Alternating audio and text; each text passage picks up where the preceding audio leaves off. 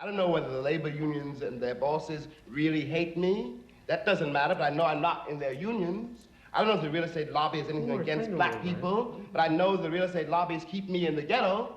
I don't know if the Board of Education hates black people, but I know the textbooks they give my children to read and the schools that we have to go to. Now, this is the evidence.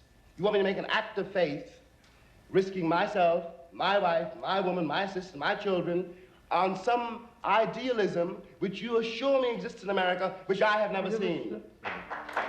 That is James Baldwin on The Dick Cavett Show in the Oscar-nominated I Am Not Your Negro, which you are the narrator. How did you become a part of this project? Raoul Peck, the director, went to school with Spike, and for some reason he thought my voice was the voice of James Baldwin, and he wanted to use me. You must get asked to do so many documentaries. I would imagine that people ask you to do stuff all the time. Yeah, but right. This was special because James Baldwin was very special to me in terms of my development as a young black man, growing up, reading his writings and hearing his voice.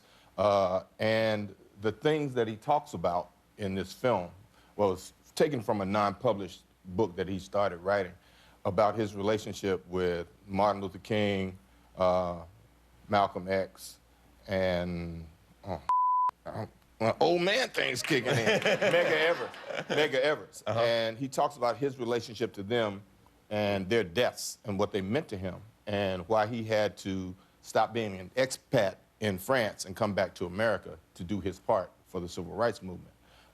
And it's very resonant in terms of what he talks about and what hasn't changed, right, and what's going on now and what's about to happen in terms of who we are, how we need to react to it, and how far America has not come in the 50 years since he wrote these words that are there. And I just happen to be the voice. I mean, Raoul had to come a very long way to get me. I recorded this in Bulgaria. Oh. Yeah, I was shooting a film with Ryan Reynolds, so he came all the way to Bulgaria. You didn't do it just to make it difficult on him. No. Like, let's see how much he wants this. Yeah, well, he wanted it that badly, so he came to Bulgaria, and I spent a day with him recording, wow, the voiceover. Bulgaria. But it's a wonderful film, and it's more than just James talking and me saying his words.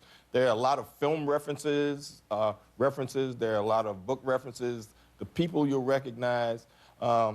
It's interesting watching films like this sometimes because you see the people, like there's one shot of this girl who's integrating this school and all these angry faces behind her, yelling and screaming stuff at her. And I wonder if those people who were teenagers when she was trying to do that, because I was a teenager back in that day too, if those people are looking at that film or will see that film and recognize themselves and say, wow, what an I was. or I still feel that way, Yeah. It's really one of those. I hope that they do see that. Yeah, you would hope so. Yeah. Do you love clicking buttons and subscribing to things? Then click the button to subscribe to my channel, and you'll finally be happy.